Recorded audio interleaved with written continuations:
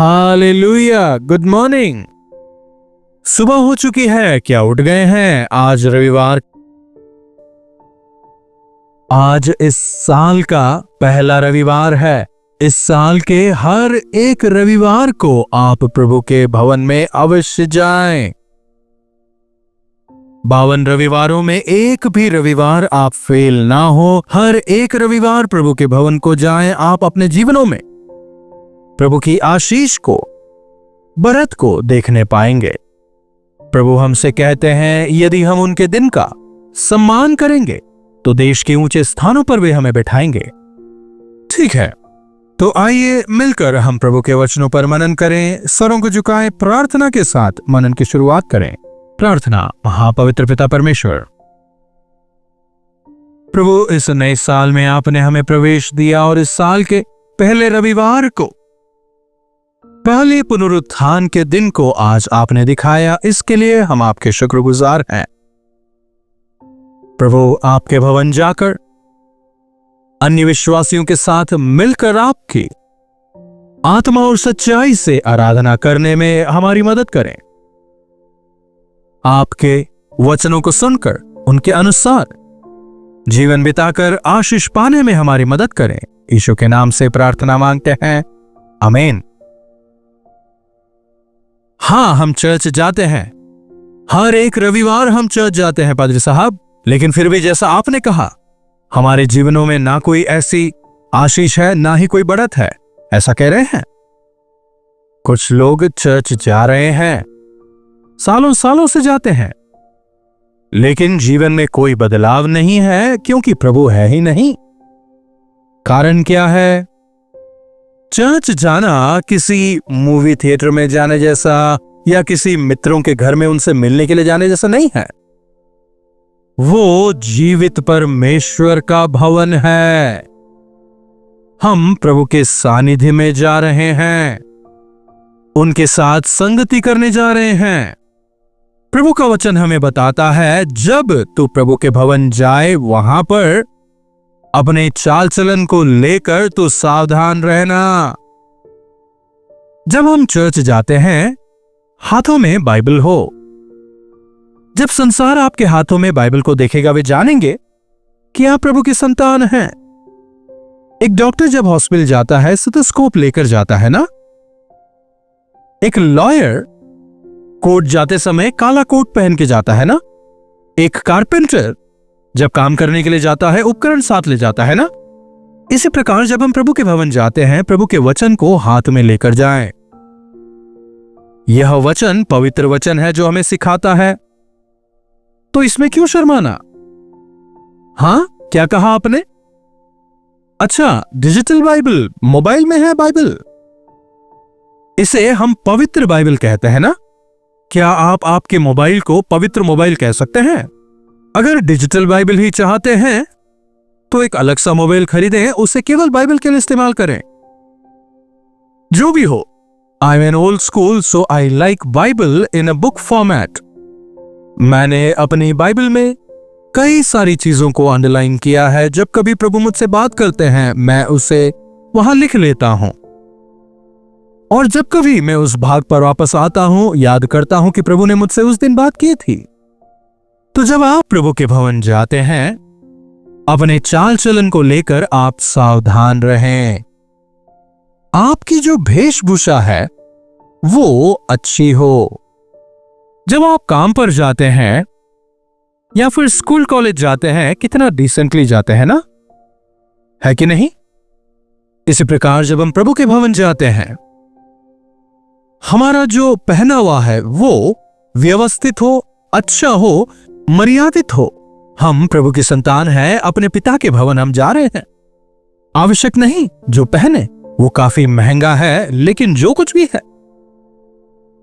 वो अपने शरीर को उजागर करने वाला ना हो, बल्कि उसे भली भांति ढांपने वाला हो, और दिखाने वाला नहीं, ढांपने वाला हो। इसी प्रकार हमें प्रभु के भवन जाना चाहिए। बाइबल लेकर जाएं। ठीक है, आप चर्च कब जाते हैं? जब मन पड़े चले जाते हैं ना। कहते तो हैं कि चर्च जाते हैं, लेकिन कब जाते हैं? एक दिन सुबह, एक दिन शाम को, एक दिन बीच में, एक दिन आमीन बोलने के लिए। पहली प्रार्थना से लेकर अंतिम आशीर्वाद की प्रार्थना तक चर्च में बैठे, तब आशीष पाएंगे। आधे अधूरे पने में अगर आप प्रभु के भवन जाएं, तो उसका क्या लाभ है बताइए? एग्जाम लिखने के लिए क्या कभी भी चले जाते हैं या शुरू में जाना पड़ता है? फ्लाइट पकड़ने के लिए, ट्रेन पकड़ने के लिए अपने समय पर जाते हैं या समय सारणी के अनुसार? वहां समय का पालन करना पड़ता है ना। लेट गए तो गाड़ी निकल जाएगी। लेकिन प्रभु का भवन वहीं रहता है, इसीलिए जब मन किया चले गए, जब मन किया आ गए, जैसे मन किया चले गए, जो चाहा कर लिया। जी नहीं, प्रभु के भवन का सम्मान करें, तब आप जीवन में आशीष पाएंगे, जीवन में आनंदित रहने पाएंगे। भजन संहिता 100 पढ़े, लिखा है कि स्तुति और धन्यवाद के साथ उनके आंगनों में प्रवेश करें। कुड़कुड़ाते हुए, शिकायतें करते प्रभु के भवन में ना जाएं। हृदय में स्तुति आराधना के साथ में आप जाएं। जब प्रभु के भवन जाते हैं, पहले समय के अनुसार जाएं, दूसरा बाइबल लेकर जाएं, तीसरा एक नोटबुक और पेंसिल भी साथ में लेकर जाएं। जो कुछ प्रभु आपसे बात करते हैं उसे आप नोट कर लें। यह आपके आत्मिक बढ़ोतरी के लिए काफी लाभदायक होगा। आप आत्मिक तौर पर बलवंत होने पाएंगे, आशीष पाएंगे। वैसे ही जब चर्च जाते हैं तो आप कहां पर बैठते हैं? कुछ लोग होते हैं जो पास्टर की नजरों में नहीं आना चाहते, आखिरी पंक्तियों में बैठेंगे, पिलर के पीछे किसी कोने में तमाम लोगों से नजरें बचाते हुए, छिपते छिपाते हुए बैठने का प्रयास करेंगे। फिर कुछ लोग जानबूझकर देर से जाते हैं कि उन्हें आखिरी पंक्तियों में बैठना पड़े। जी नहीं, प्रभु के लिए मन में उत्साह हो, कोशिश करें कि आगे बैठें। यह नहीं कि आगे बैठेंगे तभी प्रभु कार्य करेंगे, लेकिन आपके मन में उत्साह बना रहेगा। फिर आगे बैठने का जो अनुभव है, इसमें कोई दो राय नहीं कि वो पीछे बैठने के अनुभव से बेहतर होता है। आपका अनुभव कैसा है? आपको क्या पसंद है? क्यों ना कमेंट्स में आके बताएं। एक और बात का गौर करें, जब आप प्रभु के भवन जाते हैं, अपने मित्रों को साथ ले जाएं, अच्छी बात है, लेकिन उनके साथ में वहां ना बैठें, क्योंकि इससे आपका ध्यान भटकने लगेगा और आपका ध्यान बातचीत में लगा रहेगा। आपका मित्र आपसे कुछ पूछेगा, आप उसका जवाब देंगे और समय यूं ही गुजर जाएगा। फिर कुछ लोग सभी साथ में मिलकर, पति पत्नी बच्चे सब साथ मिलकर बैठना चाहते हैं। कुछ एक चर्चों में ऐसा प्रचलन है, वहीं दूसरे चर्चों में बहनें अलग पंक्तियों में बैठती हैं और पुरुषों के बैठने के लिए अलग पंक्तियां होती हैं। अगर साथ बैठेंगे, वहां पर भी मित्रों के साथ बैठने वाली ही स्थिति होगी। कुछ बोलेंगे, कुछ सुनेंगे। प्रभु के भवन में जा रहे हैं तो आपका ध्यान प्रभु पर केंद्रित हो। ध्यान भटकाने वाली चाहे वो कोई भी चीज क्यों ना हो, उससे आप दूर रहें, तो जीवन में आशीष पाएंगे। जा रहे हैं पर आशीष नहीं पा रहे हैं तो उसके कारण यह है। उतना ही नहीं, जब प्रभु का दास वचन दे रहा होता है, ध्यान से सुने। आपकी आंखें इधर उधर की चीजें ना ताकें, आपके कान इधर उधर की चीजें ना सुने, बल्कि आपकी आंखें और आपके कान पूरी तरह प्रभु पर केंद्रित हों। वचन में हम देख सकते हैं ना, उनके कान सुनने को तैयार नहीं थे, इसलिए उन्होंने नहीं सुना। प्रभु, आज आप अपने वचनों द्वारा मुझसे क्या कहना चाहते हैं? आज आप मुझे क्या सिखाना चाहते हैं? ऐसी आशा, ऐसी इच्छा के साथ जाएं। प्रभु अवश्य आपसे बात करेंगे। जब आप प्रभु के भवन जाते हैं, आप में प्रार्थना करने की इच्छा हो। प्रभु यीशु मसीह ने एक दृष्टांत बताया था। एक कर लेने वाला और एक फरीसी दोनों मिलकर प्रार्थना कर रहे थे। लूका रचित सुसमाचार 19वें अध्याय की 11वीं आयत से देखिएगा। फरीसी प्रार्थना करने लगता है कि हे परमेश्वर, मैं आपका धन्यवाद करता हूं कि मैं औरों के समान नहीं हूं, मैं अंधेर करने वाला व्यभिचारी नहीं हूं, मैं उनके जैसा नहीं, इनके जैसा नहीं कह तो रहा है, लेकिन यह नहीं परख रहा कि क्या मैं प्रभु के समान हूं। ना ही मन में यह पश्चाताप कि मैं प्रभु के समान नहीं होने पाया। प्रभु के भवन हम दूसरों के साथ तुलना करने नहीं जाते, दूसरों से अपने आप को बेहतर बताने या फिर कम आंकने के लिए नहीं, प्रभु की स्तुति करने जाते हैं। जब प्रभु के भवन जाते हैं, बिना सोचे समझे बात ना करें, बुद्धिमानी से अपने मुंह को खोलें। प्रभु के सामने जो आप प्रार्थना करते हैं वे मूर्खतापूर्ण ना हो, आदतन ना हो। वे होठों से तो मेरी स्तुति करते हैं, लेकिन उनके मन मुझसे काफी दूर है।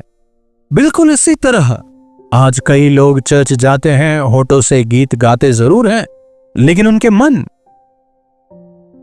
प्रभु से काफी दूर है। इसीलिए जीवन में आशीष नहीं है, किसी प्रकार की बढ़ोतरी और वृद्धि जीवन में नहीं है। एक क्रैक हुए बर्तन में या एक छेद हुए बर्तन में कितनी ही मेहनत से पानी भर लें, क्या वो उसमें रुकेगा? डालते जाइए, पानी निकलता जाएगा। अगर आपका मन प्रभु के साथ ठीक ना हो, प्रभु से आप कितनी ही आशीषें पालें, कुछ भी आशीषें रुकेंगी नहीं, क्योंकि जीवन में कमियां हैं, घटियां हैं। इसीलिए जब आप प्रभु के भवन में जाते हैं, फरीसी की तरह अपने आप को धर्मी ठहराने की प्रार्थना ना करें, बल्कि उस चुंगी लेने वाले की प्रार्थना की तरह टूटे हुए और पश्चातापी मन के साथ प्रभु से प्रार्थना करें, तब प्रभु सुनेंगे। हर बार जब आप प्रभु के सानिध्य में प्रार्थना करते हैं, स्तुति धन्यवाद के साथ प्रार्थना करें। साथ ही प्रभु से कहें, हे प्रभु, मुझ पर आपकी करुणा हो जाए, मेरी बलहीनताओं से मुझे छुड़ाएं। कहते हुए टूटे मन के साथ प्रार्थना करें। एक टूटा हुआ मन उनके योग्य बलिदान है, इसीलिए ऐसे मन वालों को वे त्यागेंगे नहीं, बल्कि उनकी प्रार्थनाओं को वे अवश्य सुनेंगे। सुन रहे हैं ना? प्रभु के भवन जब जाते हैं, अपने चाल चलन को लेकर सावधान रहें। अपने साथ बाइबल लेकर जाएं, देर से नहीं बल्कि समय पर जाएं, ध्यान से प्रभु के वचनों को सुने, और फिर जब प्रार्थना करते हैं धन्यवाद के साथ और पश्चाताप के साथ आप प्रभु से प्रार्थना करें। शिकायतें ना करें, कुड़कुड़ाए ना, बुड़बुड़ाए ना, प्रभु में आनंदित रहें। परिचितों और दोस्तों के साथ बैठकर इधर उधर की बातों में, गप्पेबाजी में समय ना बिताएं। फिर जब हम गीत गाते हैं, उस दौरान सुनकर ना बैठे रहें। ऑर्केस्ट्रा का प्रोग्राम देखने जाते हैं ना, तब हम वहां केवल गीत सुनते रहते हैं।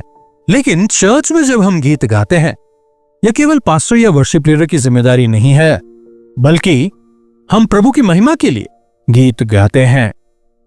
वर्शिप टीम वहां केवल हमारी अगुवाई के लिए है। उनके साथ मिलकर आत्मा और सच्चाई से, अपने दिल की गहराई से प्रभु की भलाइयों को याद कर आप गीत गाएं। ना कहें कि मुझे गाना नहीं आता, जितना आता हो उतना गाएं। बहुत अच्छी धुन ना हो तो भी गाएं।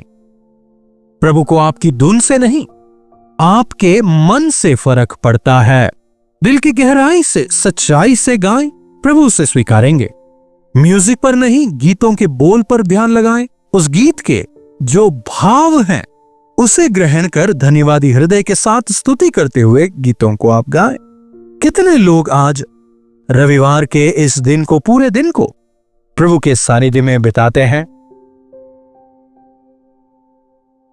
जिस प्रकार हम वचन में देखते हैं, वे आने के लिए तो भवन में आते हैं, वे सुनने के लिए वचन सुनते हैं, प्रार्थना करने के लिए प्रार्थना करते हैं, लेकिन उनके मन वास्तव में प्रभु से काफी दूर हैं। उसी प्रकार आज भी कई विश्वासी हैं, जो काफी दुख की बात है। वचन से जो हमने सुना, उसे अगर हम अपने मन में रखें और उसके अनुसार चलें, तभी जीवन में आशीष पाएंगे। हर एक हफ्ते प्रभु अपनी इच्छा को, अपनी योजनाओं को अपने वचनों के जरिए हम पर जाहिर करते हैं। पवित्र आत्मा हमारी बलहीनताओं को हमारे सामने उजागर करते हैं। पवित्र आत्मा हमारे पापों से बाहर आने के लिए हमें सामर्थ्य देते हैं। अपनी कमजोरियों पर जयवंत होने के लिए पवित्र आत्मा हमें अपनी सामर्थ्य देते हैं। इसीलिए लगातार चर्च जाने वाले शैतान का सामना करने पाते हैं, परीक्षाओं पर जयवंत होने पाते हैं, आत्मिक तौर पर बढ़ते हुए दिन प्रतिदिन आशीषमय होकर जीते हैं। इस नए साल में इन बातों पर ध्यान करके देखिए, आप व्यक्तिगत तौर पर आशीष पाएंगे। आप खुद गवाही देंगे कि कितना अधिक आपने जीवन में आशीष पाई है। प्रार्थना। महापवित्र पिता परमेश्वर,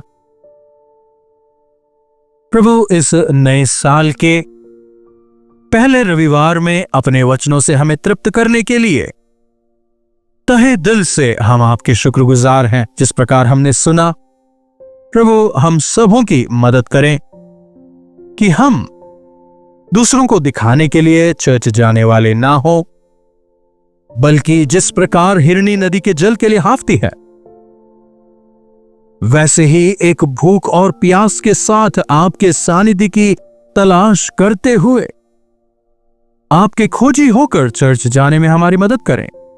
नए समर्पण के साथ आप में दृढ़ होकर, आप में स्थिर होकर, आपके गवाह होकर जीने में हमारी मदद करें। महिमा स्तुति आपको देते हैं, प्रार्थना यीशु के नाम से मांगते हैं, आमीन। अब हमारे पिता परमेश्वर का प्रेम, प्रभु यीशु मसीह का अनुग्रह, पवित्र आत्मा की संगति और सहभागिता हम में से प्रत्येक के साथ आज, कल और सर्वदा बनी रहे, आमीन। प्रभु परमेश्वर की महिमा हो। अपने प्रार्थना विषयों को आप हमें 9884907779 पर व्हाट्सएप, वॉइस मैसेज या फिर टेक्स्ट के जरिए भेज सकते हैं। हम आपके लिए प्रार्थना करेंगे। प्रभु अवश्य आपके जीवनों में चमत्कार करेंगे। आज पहला रविवार है ना, अवश्य चर्च जाएं, ना केवल आज बल्कि साल के हर एक रविवार को आप चर्च जाएं। व्यक्तिगत तौर पर आप अपने जीवन में प्रभु के आशीषों को देखेंगे। जिन आत्मिक निर्णयों को आपने लिया है, प्रार्थना करें कि प्रभु आपकी मदद करें कि आप उनमें स्थिर खड़े रहें। चैनल को सब्सक्राइब करिएगा, लाइक और शेयर करना भी ना भूलें। इन्हीं वचनों के साथ आज मैं आपसे विदा लेता हूं। प्रभु आप सबों को आशीष दें। कल्वरी दर्शन, ये है प्रेम के दर्शन, यीशु प्रेम के दर्शन। कल्वरी दर्शन,